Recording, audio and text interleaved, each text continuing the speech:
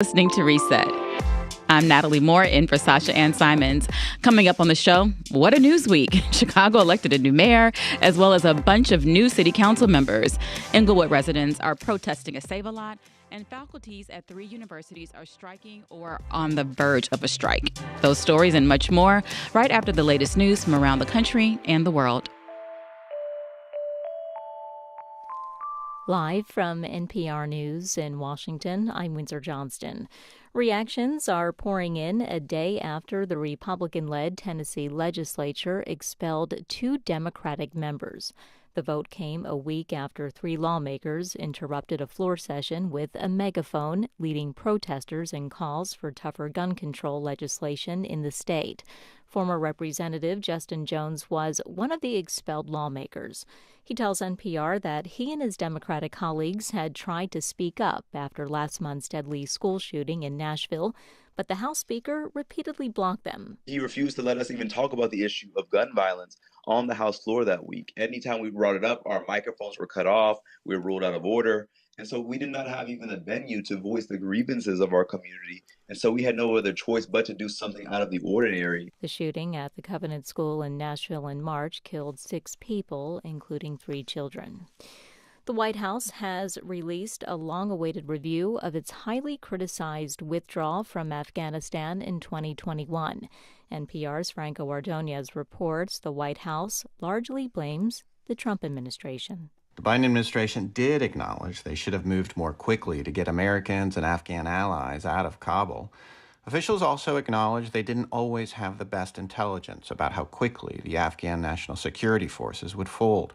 But John Kirby, the National Security Council spokesman, said he was proud of what the U.S. accomplished. Proud of the fact that we got more than 124,000 people safely out of Afghanistan? You bet.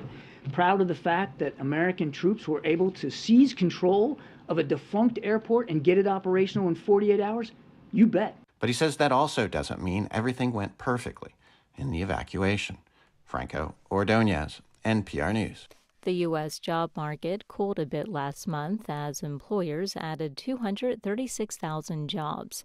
NPR's Scott Horsley reports the unemployment rate fell to 3.5%.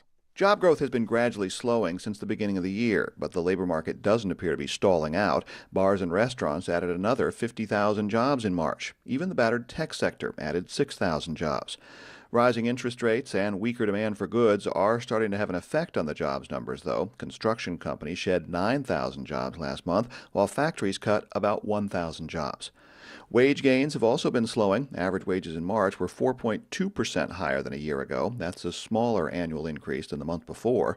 The unemployment rate inched down in March, even though nearly 500,000 new workers came off the sidelines and joined the labor force. Scott Horsley, NPR News, Washington.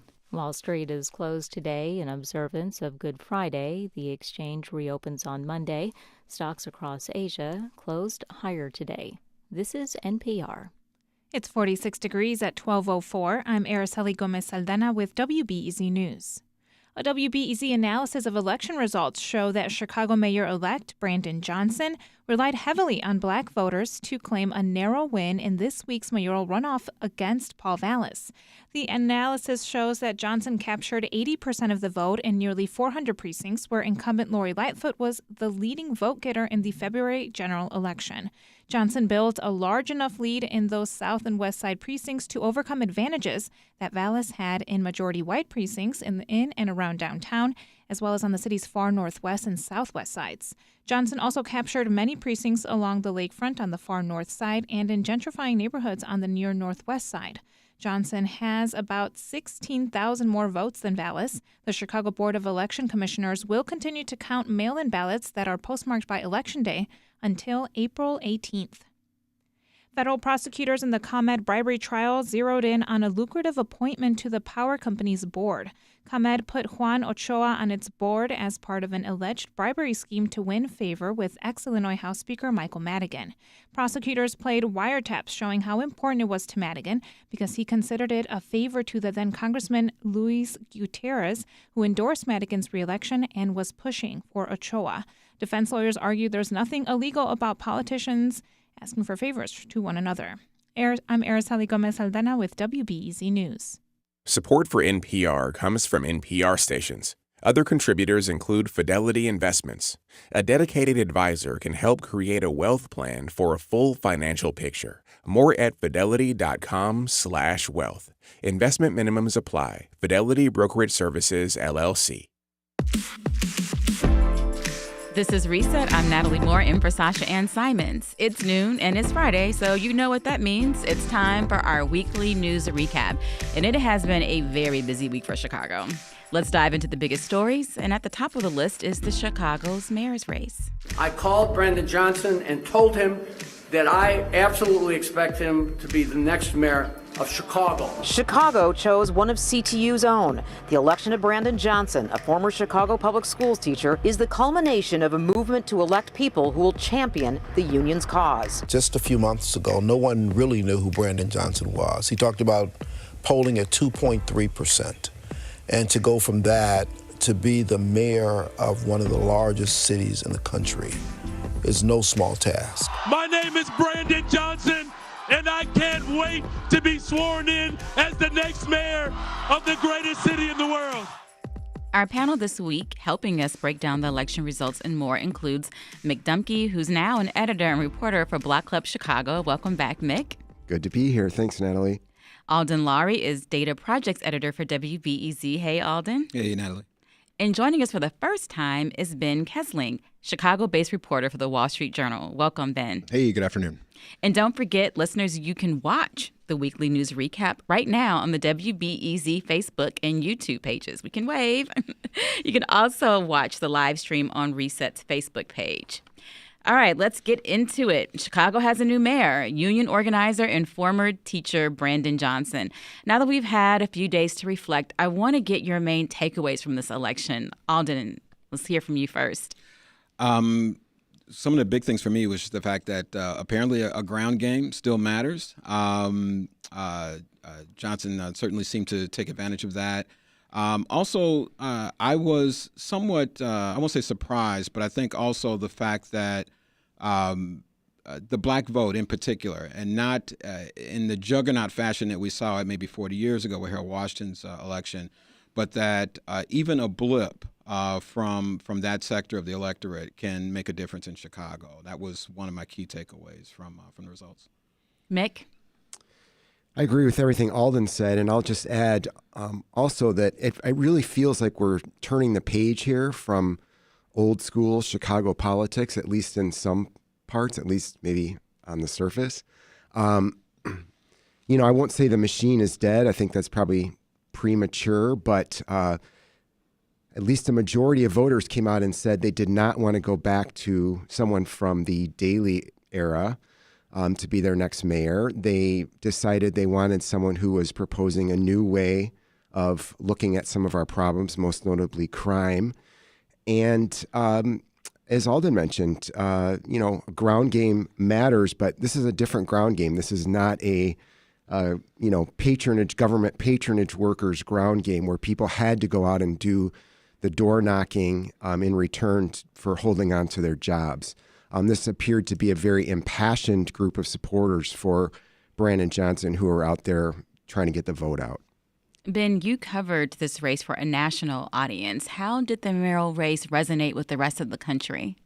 I mean, I think looking at the issues that were at work in Chicago that also are played to a national audience is very important. So there's certain trends that a lot of other races are seeing. The crime issue is not only a big issue in Chicago, it's big across the country. And I think that there was also part of the Johnson campaign that didn't really get a lot of focus on coverage, but a lot of the flyers that were going out that were knocking Vallis were about the abortion issue. And abortion has become this very hot button issue across so many campaigns, across so many districts, so many states. And I think that probably played a role. Crime. Talking to voters on the street, crime was the biggest thing. That's how to deal with it, and the philosophies behind what to do about crime. Because there's the defund police aspect of it, and then there's the back the blue aspect of it. And to find the way that those candidates tried to thread that needle to say, hey, I've got the best approach to dealing with crime. But then there were also these subcurrents going, which is the abortion issue, things like the machine getting people out. And, as Mick said, the idea of people getting out canvassing for Brandon Johnson, it was always an underdog sort of ground game. And when you've got people running your ground game and they feel like they're fighting for an underdog, they're going to fight harder a lot of times. I think that was an important aspect of it as well. Ben, I think what you are getting into with the abortion issue is how Brandon Johnson was characterizing Vallas as a Republican. So abortion is one issue in that. It's backing the police in a way that says just more officers is the way to go. And then also some of the school issues. So to me, I see that all wrapped in as, oh, he's not really a Democrat. This is a Republican, and I've got the receipts to pull all the things that he has said. Yeah, I think that's right. But the flyers, if you're in Chicago, of course, anybody who's in Chicago filled up their recycling bin with the flyers by the time Election Day came from both sides. But the way that sort of this guy, the way that Johnson was portraying Vallas as a sort of closeted Republican, when those flyers, it put first and foremost on the front side the abortion stuff. And I think that really resonates with, it resonated with voters here, it resonated with voters in Wisconsin with some of the races that were happening up there. But yes, you're right. It all wraps into that entire package to say, hey, this person is not as progressive as I am. And, the city council is changing, becoming more progressive. And Brandon Johnson sort of made sure he took advantage of that wave that was flowing through the city. I have been pretty curious about flyers as someone who lives in a Black neighborhood. The things that I was getting on my door, like Paul Vallas, come to S2 Grill on Stony Island, free drinks, free food, or him using Loury Lightfoot to say, hey, he's too radical. What kind of, Mick, you live on the north side. What were your flyers saying? Well, I live on the far north side in a ward that went for Brandon Johnson in both rounds of this election. And interestingly, we didn't get very much literature from Brandon Johnson's campaign. Our mailbox was filled with Paul Vallas flyers. So my guess was that Vallas was trying to chip away at places where Brandon, seemed to have support, and he was trying to make him work on that turf. But obviously, it didn't work for Vallas. The whole far northeast part of the city, from Lakeview up through Rogers Park, went for Johnson, and the whole, what I sort of think of as the hipster Milwaukee Avenue corridor went for Johnson. And some of those places did the first time too, but he grew his. He won by bigger margins in places he'd won before, and then he expanded the map up there. So his base was Rogers Park, the north side, and then he expanded. That was his base in the primary, and then he expanded. Alden, can you talk about how this relatively unknown candidate 6 months ago was able to emerge victorious? 3 letters, CTU. Pretty much the funding and backing that he got from the Chicago Teachers Union, but also from other teachers unions, the state and the American Federation of Teachers, really helped him get out on TV, get out on radio. Literally, he was known to a very small percentage of Chicagoans who, followed the Cook County Board, know kind of the political family of Tony Preckwinkle. Part of his base in the original election was also in kind of that kind of Hyde Park area that she had once represented. He won those precincts down there. Did he win? He won those in February too. Yeah, it was not a huge number, but those were his 3 main points: in far north side, the near northwest side along Milwaukee Avenue, and then some of that area around Hyde Park there. But it was that money because he really wasn't getting it anywhere else. It helped him kind of stay competitive in terms of the ways in which he was able to get exposure along with Vallas. And CTU brings money, but they also bring a heck of a ground game, right? And a heck of of experience in messaging, even with the rank and file members of CTU. because of all the work that they've been doing over time, either whether it's negotiating contracts or striking, that messaging has been sort of hammered into the CTU rank and file, and they know how to talk about the candidate that CTU wants to talk about and get that message out there. Yeah. Just quickly consider also that even in February, even though he didn't win on the south and west sides, he polled third in most of those precincts behind Lightfoot and behind Wilson. And so when they were out of the race, he immediately kind of became the person. But he doesn't do that unless people at least have some sense of who he is and what he thinks and cares about. Yeah, absolutely. And I was just going to add that I find it very interesting that he and his supporters didn't really talk about it as a campaign. They always talk about it as part of a movement. And so these, again, were very motivated people who were working for and advocating for Johnson, and he just kept growing and growing that base of support. And that movement aspect of it, right? Like when in the first round of voting that whittled down everybody to Johnson and Vallis, I was at the Johnson watch party for that, and it really hammered home the aspect of the movement part of it and the religious aspect of it, right? Like it's when you can mobilize pastors and uncles and aunties to get out there and talk about a candidate, and to do so with the impetus of the church backing it, or this is a religious candidate, and have the people out there canvassing with the idea that the church is behind you. That's a powerful thing as well. Ben, Johnson's election also seems to be a clear victory for the progressive wing of Chicago's Democratic Party. What could this mean for Democrats on a national level? Well, Democrats across the country have sort of been on the move in recent months, and I mean, look up to Michigan. Michigan right now, they have what's called the trifecta, where both houses of the legislature and the governor's seat is held by a Democrat, so they're able to push through initiatives. You just had the Supreme Court race in Wisconsin that was taken by a liberal candidate, and there's an aspect of the idea that the Democratic movement is somehow advancing right now, and the progressive movement is advancing. And despite the extensive media coverage of things like what's happening with the former president and whatnot, there is this aspect of, I mean, look at Brandon Johnson's ground game and how he was able to sweep into this seat. Look at the way in which the city council is changing its composition. There's something happening with people pushing back and moving towards this progressive this new progressive mindset. Let's go to another clip from Johnson where he noted that his victory came on the anniversary of Martin Luther King Jr.'s death. Today, we did not just acknowledge the assassination of a dreamer. Today, the dream is alive. And so today, we celebrate the revival and the resurrection of the city of Chicago.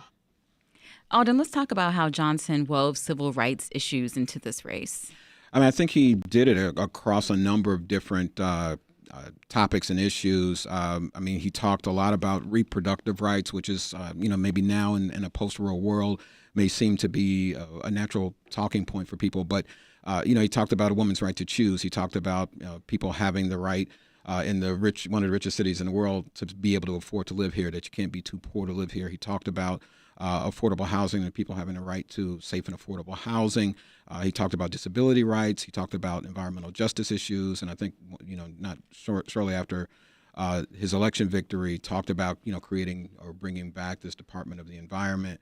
So across a range of things, he talked about people having this sense that they are owed a certain level of rights and respect, and that was going to be a part of what he wanted to bring to the fifth floor. And part of what he was bringing also was a discussion of renewed mental health resources in the city, right? And mental health resources not only for young people in the city, but for people like police officers. I mean, it seems like the discussion of mental health issues and wanting to beef up those resources in the city also speaks to a national trend of people wanting to come to feel like that they're able to talk about their experiences, talk about their traumas, and work through them, and that the that the city, that elected leaders, and that people of positions of responsibility care about that. And this is especially true with the younger generation, I think. I don't know how much you saw that in covering this on the campaign trail. I know that at least a lot of my coverage just comes from looking at data, but certainly younger voters played a big role in this election, and not necessarily a outsized role at other parts of the electorate, but they were more involved. The number of ballots that were submitted by people under the age of 35 increased by roughly 6,000 or so. And at least at the time that we were looking at the data, none of the other age groups, the older age groups, had actually submitted more ballots. Now, the mail-in ballots might change that a little bit, but certainly younger voters were more involved in the runoff election. And the numbers, at least, and I think conventional wisdom suggests that they were more favorable to Brandon Johnson than Paul Vallis. We do have a comment from YouTube. Jordan Novak says, United Working Families made the ground game happen. I was a door knocker for Brandon. So we're going to take a break, but we've been talking to Mick Dumke of Block Club Chicago, WBEZ's Alden Loury, and Ben Kesling, Chicago-based reporter for the Wall Street Journal. And we're just getting started. There's so much still to talk about with Brandon Johnson. So stick around. We've got a lot more news. We'll dig into the Aldermanic runoff results next. But first, over to Araceli Gomez-Aldana with the latest news.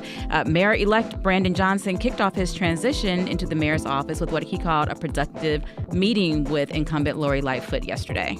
Thanks, Natalie. That's right. So he's already getting some work done. Mayor-elect Brandon Johnson says he's deeply humbled by a gracious reception from Mayor Loury Lightfoot.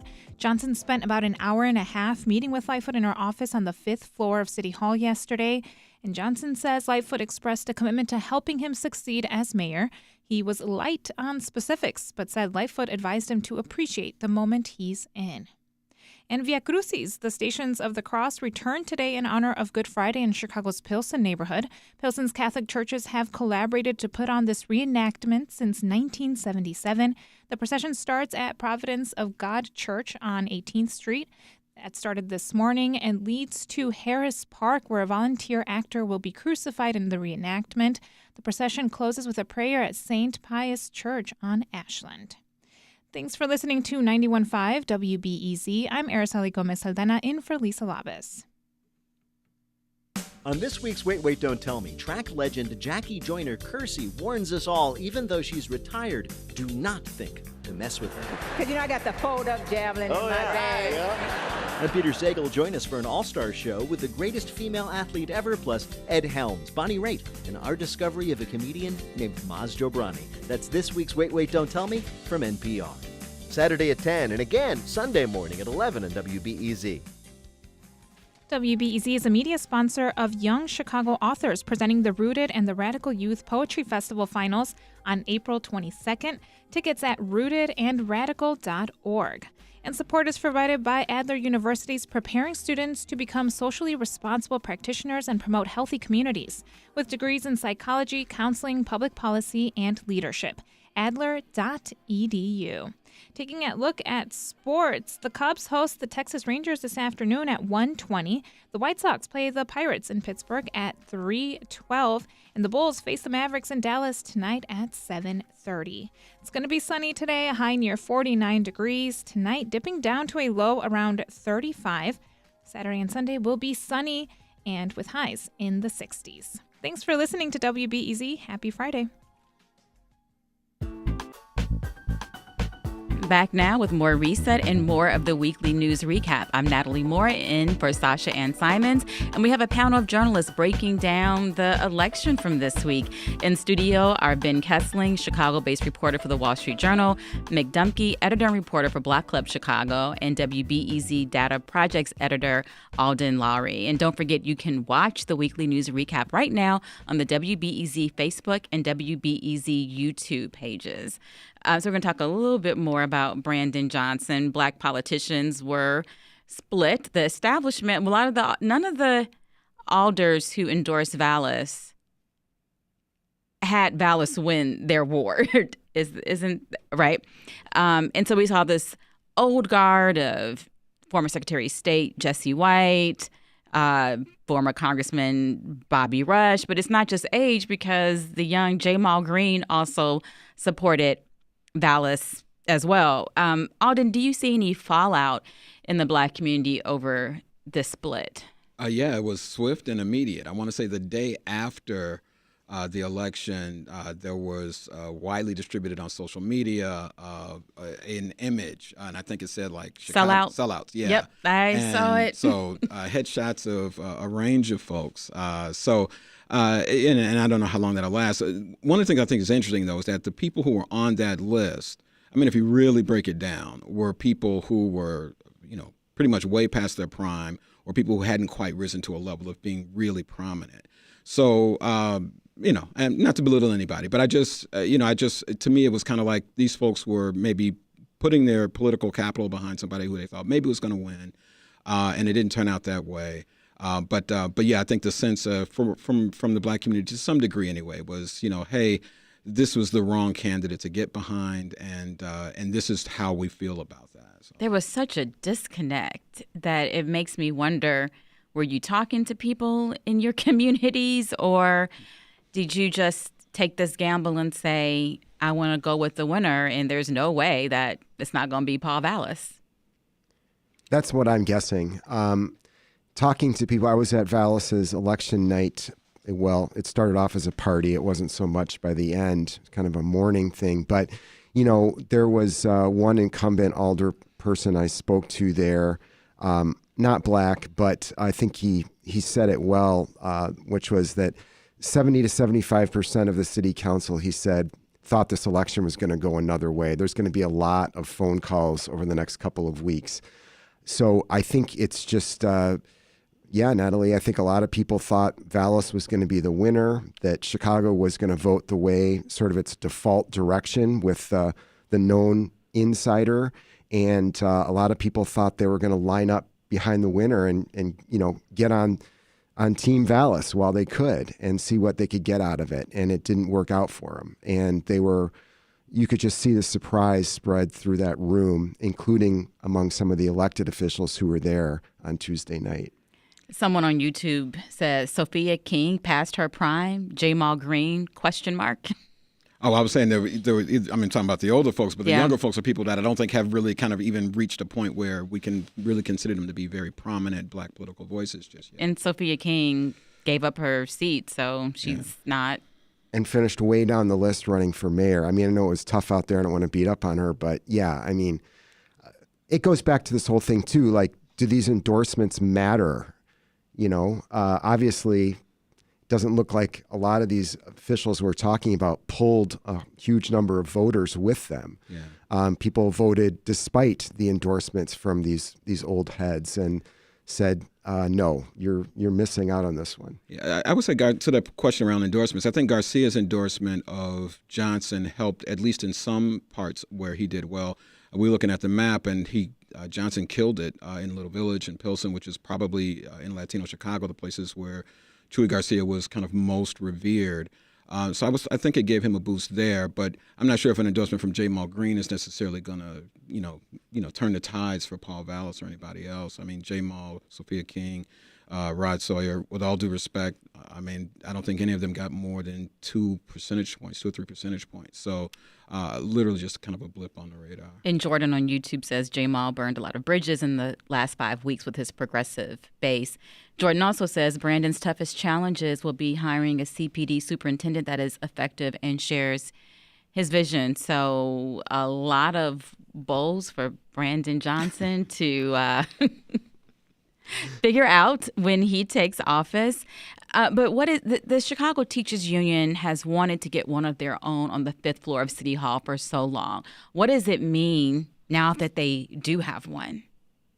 Well, you have to wonder if now that one of their own is on the 5th floor, if he's going to still see himself as being one of them, right? Like, now the realities of governance set in, and if you're an activist trying to make change from the ground up and pushing on City Hall to do things, it's quite a different thing when you're in City Hall trying to run those things and realizing the budgetary concerns, making the trains run on time, how to keep different constituencies happy enough with you that you'll get reelected the next time and won't suffer the same fate that Chicago's current mayor has suffered with one term. It remains to be seen, I reckon, whether CTU truly has a voice on the fifth floor, right? Yeah, and some of those issues you mentioned, like making the trains run on time, that's literally an issue that he's going to have to deal with right away, right? CTA high on everybody's list. And even within just the issues, first of all, CTU has made itself into a union pushing for, a movement leader pushing for more than just issues affecting teachers and the schools. Talking about a whole range of issues that they expect Brandon Johnson will lead the way on. Really, investing in the city instead of responding with just policing and law enforcement. Reopening mental health clinics. Expanded affordable housing. What's he going to do with the CHA, which nobody seems to be talking about except a couple of us around here. So I think, there's a whole list of challenges and how he moves from the movement to governance and, having to make compromises occasionally to get people on board, to get things passed. Those are all the big questions. Well, I don't want to ignore the Aldermanic races, so let's take a listen. A lot more people outside the state of Wisconsin are learning the name Janet Protasiewicz. Indiana's governor could soon sign a bill banning all gender-affirming care for minors. Angela Clay, her second time running for office in the 46th Ward, has won. Alderwoman Nicole Lee. She was elected by the people of the 11th Ward. Here in the 36th Ward, Gilbert Villegas, the incumbent, eking out a victory there over Loury Torres-Witt. 14 Aldermanic runoffs. Alden, let's start with you. WBEZ's data team made a detailed map of election results. What stood out? With regard to the Aldermanic races, the thing that stood out to me probably the most was the 11th Ward. It's a race that we had a lot of interest in. My former life here at BEZ with the Race, Class, and Communities desk, really covering the political kind of fight to get the ward remapped so that it was a majority Asian ward that had been kind of on the list for Asian political activists for a very long time, going back a decade or so. And so it finally got it to happen. And here in the very first Aldermanic race in this newly constituted ward, you had a runoff, and the February numbers suggested that it was going to be a very close runoff. But that map showed that the majority Asian precincts that did not go to Lee earlier in the race, she won some, particularly ones in Chinatown. But other parts of the ward, she captured that vote. She got strong votes from parts of the ward that were not majority Asian as well. And pretty much the support for her opponent was limited to kind of the Canaryville area precincts on the far south and southeast side of that ward. So it showed that there was still support for the idea that led to the creation of that ward as it exists now. Mick, what were some of the highlights for you? Well, just to add on to what Alden's saying about the 11th Ward, let's also remind ourselves what the 11th Ward is known for. Yes. This is known as the home of mayors, the home of machine politics with, two Mayor Daley's coming out of there. I think the ward committeeman still John Daley? I think it is still John Daley. The Democratic ward committeeman. This new alderman, or newly elected alderman anyway, is part of the Daley family as well. Her dad worked for the most recent Mayor Daley. So the historic 11th Ward shifting into something, on the one hand, looking a lot different. On the other hand, politically, I don't know. Let's see. We'll see what happens there. I think that, the city council is absolutely fascinating. Ben mentioned earlier that it also appears to have shifted to the left with not just the runoff races, but some of the races decided in the first round with more self-identifying progressive candidates winning. Although at the same time, most incumbents won. No incumbents lost in so far, at least. There's a couple that are still very close, but incumbents are winning. No incumbents were knocked off in the runoffs. So you're still going to have a lot of long-serving alder people at the heart of that. Just last week, so it's a full week ago, it seems like about a year ago, but just last week, the city council moved to essentially declare independence from the mayor by saying it's going to start choosing its own leaders, the leaders of its legislative committees, which in any other legislative body in the country is sort of like, well, yeah, that's how it works. They choose their own leaders, but that isn't how it's worked here in Chicago for many decades. Is that going to stick?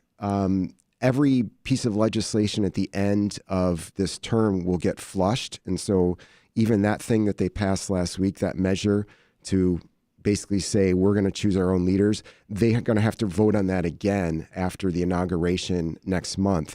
So what is that going to mean for the alignment in the city council? How is the new mayor going to work with these different factions? Going to be a very interesting tale to watch unfold. Do you? Go ahead. With the expansion of committees, right? If that sticks, in a legislative body, finding and using power is, that's sort of one of the most important things to do as an elected official, right? And under the current city council makeup, there's a lot of underused committees, right? Like underused committee positions.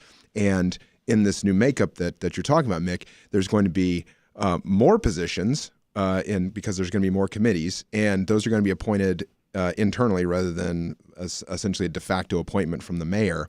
So in theory, with this legislative body, you're making you're giving many more power nodes, right, for the city council members to affect change and to affect power, because they can resuscitate some of the council committees that really have been moribund or haven't done a lot.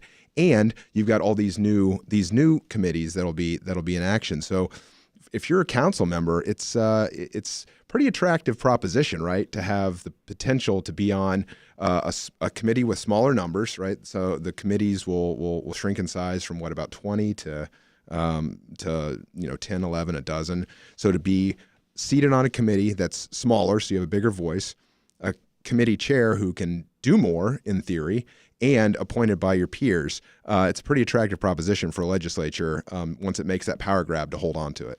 Yeah. Was anyone surprised that Jim Gardner of the 45th Ward won again? He's had a list of controversies. Black Club has been great about covering them. Yeah, that's right. He's had one kind of small scandal after another. Reportedly is under investigation from various government entities.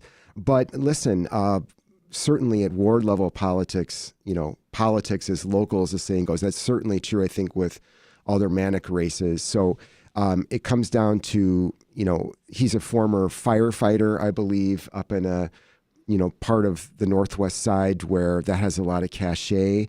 And, the progressive movement hasn't really made a huge impact on way on the far Northwest side just yet. So, little surprised that he wasn't sort of reprimanded because of his issues, though he was dragged into a runoff, but not shocked at all that he held on to win re-election in that climate up there. Shamrock Bloom on YouTube says, I am surprised about Gardner. Shameful. But I want us to talk about some national news now, particularly in our neighboring states. Wisconsin made headlines on Tuesday with the most expensive state Supreme Court race in U.S. history. Give us some details about that. So the Wisconsin Supreme Court it's a nonpartisan body, right? That's what it says on paper. But in reality, it's a very partisan organization with justices aligning pretty vocally on either the conservative progressive side of the political aisle. Now, in recent memory, that Supreme Court has had a majority on the conservative side, and with a recent announcement of retirement, that opened up a swing seat. And the race that was just decided on Tuesday in Wisconsin was essentially for the future of the court, whether it's going to go a very progressive route or a very conservative route. And Janet Protasewicz won that race. She's closely aligned with the Democratic Party, got a lot of Wisconsin Democratic Party money. And it looks like with the change that happened in the court up there, it could unlock a lot of court cases that have been stymied in the legislature. So the legislature is it's Republican, and it's not likely to change anytime soon because of gerrymandering of districts. So the legislature is not going to push through any progressive policy anytime soon. And the courts are seen as sort of the way that progressive policy or progressive changes to conservative policy can happen in that state. And now that the court has a 4-3 liberal majority, there's a thought that a lot of the things that have happened in Wisconsin, whether it's union issues, there's an 1849 abortion ban on the books, things dealing with voter registration, voter ID. All those issues are probably going to come before the court, and they're going to come before a court that, for the first time in a long time, is going to be looking at them through a progressive lens. And Alden, our Indiana neighbors also made headlines this week. Tell us about the legislation signed by Governor Eric Holcomb. This week, Governor Holcomb signed a bill essentially banning all kind of gender-affirming care in Indiana. So that includes things like hormone therapy, puberty blockers, things of that nature. I believe the legislation also banned transition surgeries, although it's been reported that the medical community there in Indiana said that they wouldn't do those procedures anyway on minors. But the supporters of the bill say that even the parents of minors that want to have these things, that these decisions that should be made by adults, that they are, they lead to lifelong problems, and that the minors should not be allowed to take those steps. And opponents of the bills speak that these procedures are things that not allowing them to do could be very vitally, detrimental to them and their development, and that any problems medically are things that can be reversed. So a philosophical difference there, but Indiana joins 12 other states that have either restricted or banned gender-affirming care for minors, and this is a kind of polarizing issue throughout the country, and it's the latest battleground where we're seeing that. And there are lots of questions about, as abortion bans in our neighboring states, people are coming to Illinois for abortion, reproductive care. Is that going to be the same with gender-affirming care? Are people going to be coming to Illinois? Well, we're going to take a quick pause here. This panel is not going anywhere. We've got a few more stories that we just have to talk about, like the latest trial involving the ComEd 4. But first, new data shows Illinois had the largest increase of any state in the percentage of students who passed AP exams. Araceli Gomez-Aldana has more. Yeah, good news, Natalie. The new data show that over the last decade, Illinois had the largest increase, and that's of any state, in the percentage of students who pass an advanced placement exam. Students who get a score of 3 or higher on these exams qualify for free college credit at all public colleges and universities in the state. And the number of Illinois graduates who took an AP exam during high school also increased by 42% over the last decade. The data from the College Board spans from 2012 to 2022. The Chicago Bears have signed defensive lineman Rasheem Green to a 1-year contract. The 6'4", 279-pound Green has played in 69 games and started over 29 over 4 seasons with Seattle and 1 with Houston. He had 42 tackles, 8 quarterback hurries, and 3.5 sacks over the last year in its lone season with the Texans. The Bears have been retooling their defensive line after finishing with a league low of 20 sacks last season. Thanks for listening to 91.5 WBEZ. I'm Araceli Gomez-Aldana in for Lisa Lopez. On the next Science Friday, will nasal sprays be the next big thing in COVID-19 vaccinations? It does allow you the protection and barrier right at the nose instead of waiting for the circulating immune responses to detect the virus. Catching up with COVID 3 years into the pandemic on Science Friday from WNYC Studios. That's this afternoon at 1 o'clock on WBEZ Chicago. WBEZ is supported by Rightwood 659 with new exhibits opening April 14th, including Shahid Al-Amloom, signed but not burnt photographs of Bangladeshi's residents. Tickets at rightwood659.org. WBEZ is supported by OSF Healthcare Little Company of Mary Medical Center in Evergreen Park. Their team of cancer specialists lead the way to healing with technology, treatments, and care. Learn more at osfhealthcare.org/strength. Support is provided by Steppenwolf Theater, presenting Last Night and the Night Before, a portrait of Black, queer, and familial love, where a surprise visit forces a family to embrace the sacrifices of raising a child. Steppenwolf.org. It is 12:45. This is WBEZ. This is Reset. I'm Natalie Moore in for Sasha-Ann Simons, and we're back with more of our weekly news recap, giving you a closer look at the top stories across Chicago and Illinois. Before the break, we took a deep dive into the results of Tuesday's automatic runoffs, but we still have more to get to, and we're still live right now on YouTube for those who prefer to watch. Still taking your questions and comments in the chat box. Our panelists today are Ben Kesling, Chicago-based reporter for the Wall Street Journal, Mick Dumke of Block Club Chicago, and WBEZ's Alden Loury. Mick, tell us what's going on with what's known as the ComEd 4 trial.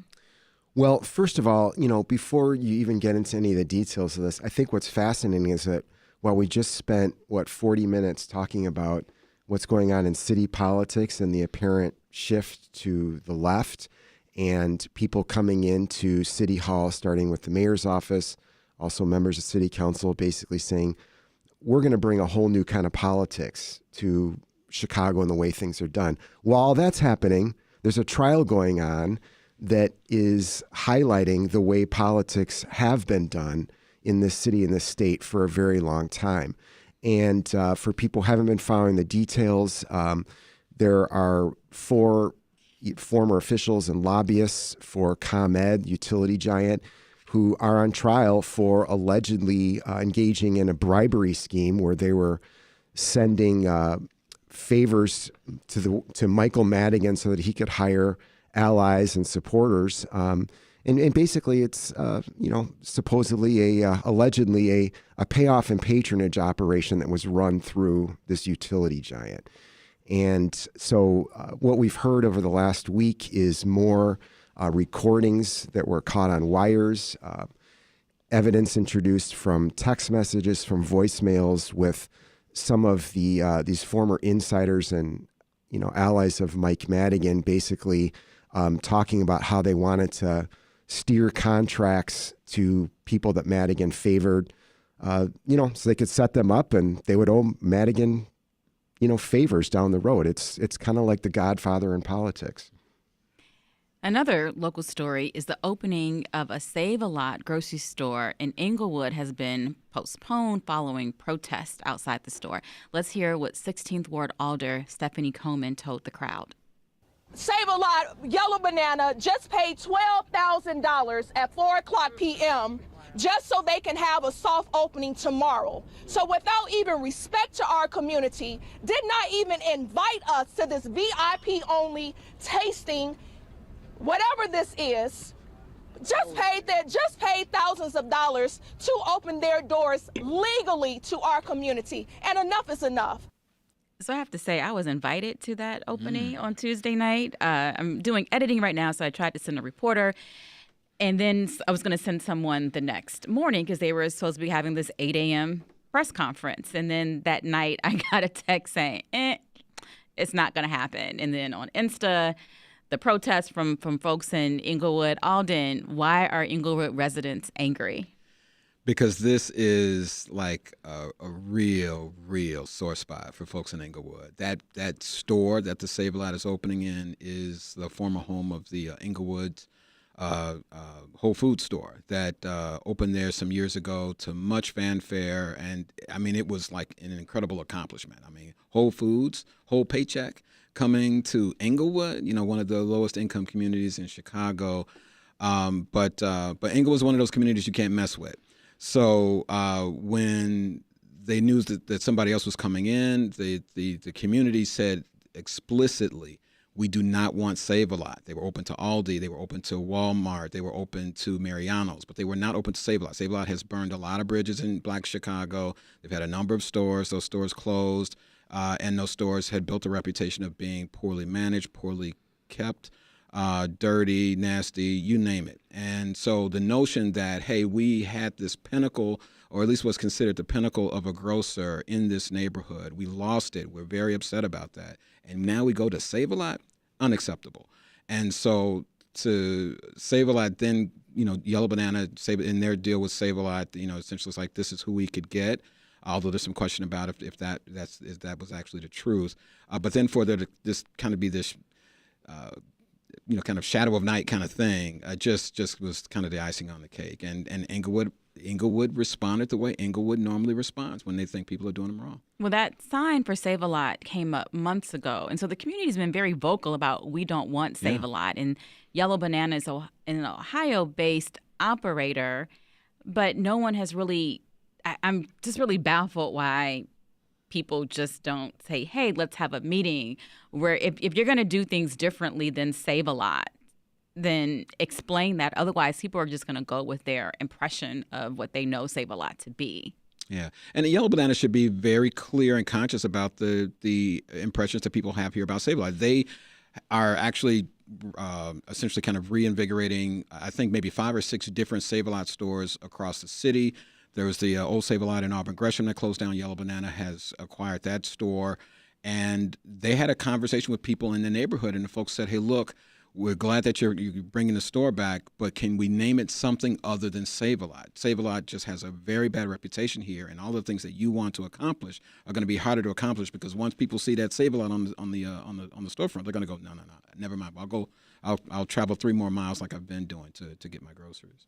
We have Shamrock Bloom, who says from YouTube, the Save-A-Lot deal was done in the dark of the night, like many other things that have happened in the city lately. Another story percolating this week that's going into next week is public university faculty strike. So we have Chicago State that is on strike. Alden, give us an update on that. Yeah, so Chicago State went on strike.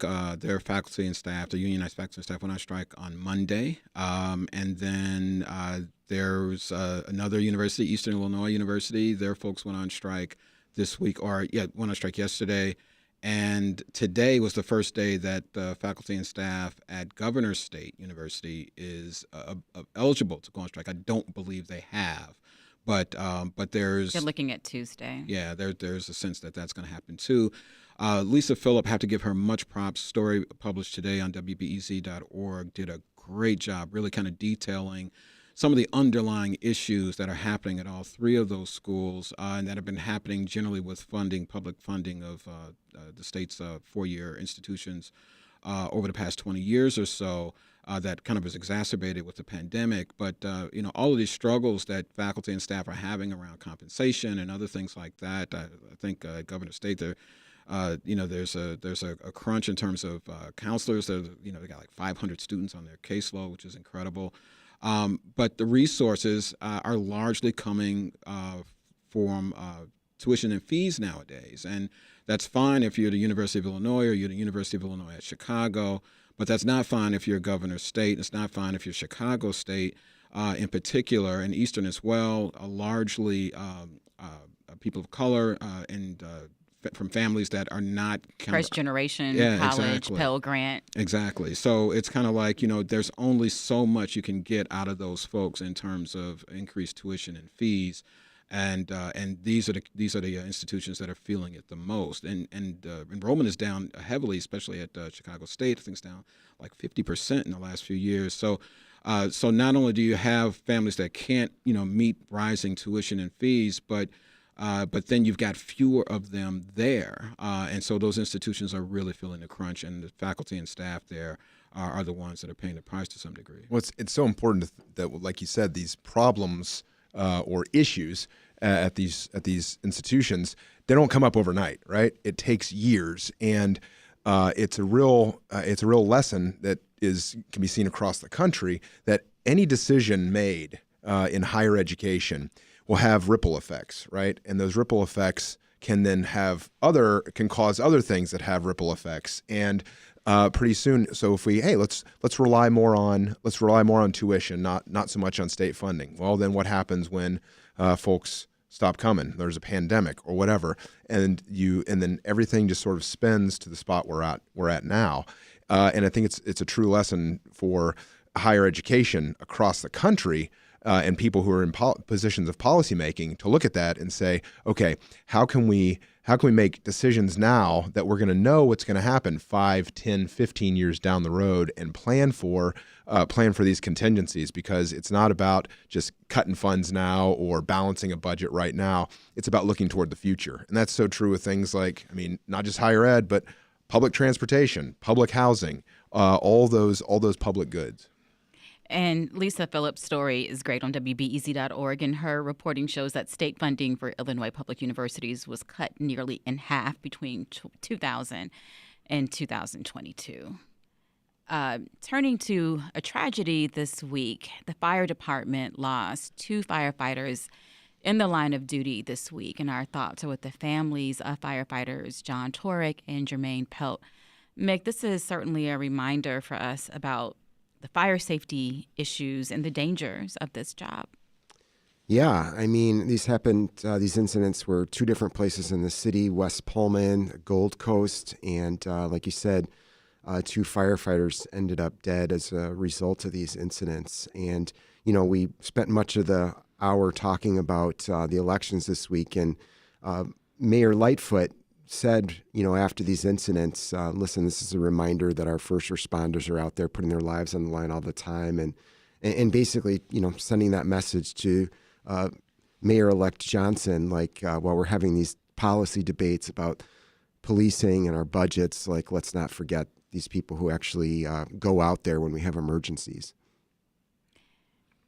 Ben, I wonder if you can give us an update on a colleague of yours who is jailed. He was detained last week in Russia, the first American journalist arrested by Moscow on allegations of spying since the Cold War. That's right. Evan Gershkovich, he's been with the Journal since 2022, and his parents grew up in the former Soviet Union, and since he was a boy, he loved Russia, and he loved reporting on Russia, and he provides such a important thing for not only Western news organizations, but news organizations in Russia, which is talking to the people and giving an objective perspective on what's happening. And Evan is a fantastic reporter right now. He is jailed in Moscow. We've the Wall Street Journal has had lawyers go speak with him and check in on him. But right now, he hasn't really been able to have a lot of messages go in and out or speak to his family. The Journal is doing all it can to try to make sure that Evan is freed, because he was doing nothing other than doing his job as a journalist, and such an important job. And to have Russia stifle that voice by arresting him, it impacts not only Evan, but it impacts reporters across the world, and this can't be a precedent that stands. Thanks for that update, but we're going to have to leave it there. That's it for Reset. The show is produced by Meha Ahmad, Stephanie Kim, Linnea Dominic, Brenda Ruiz, Micah Yason, Claire Hyman, Michael Liptrot, Andrew Merriweather, and Andrea Guthman. Dan Tucker is our executive producer. Ethan Schwab was our engineer this week. And I'm Natalie Moore. Sasha-Ann Simons will be back in the host chair on Monday. Thanks so much for listening, and have a great weekend. It's 46 degrees and sunny in Chicago. Stay with WBEZ. We have Science Friday coming up next. The Chicago Public Media Sounding Board is holding a meeting on Monday, May 1st at 6 p.m. All Sounding Board meetings are open to the public. Meeting info is available at WBEZ.org. Abbott Elementary is a fictional sitcom about teachers who have the odds stacked against them. And real-life teachers say it's not so far from the truth. I can't believe they're actually talking about this on TV. Other people are gonna watch this and see this, and I think that's amazing, and I have to laugh, because if you don't laugh,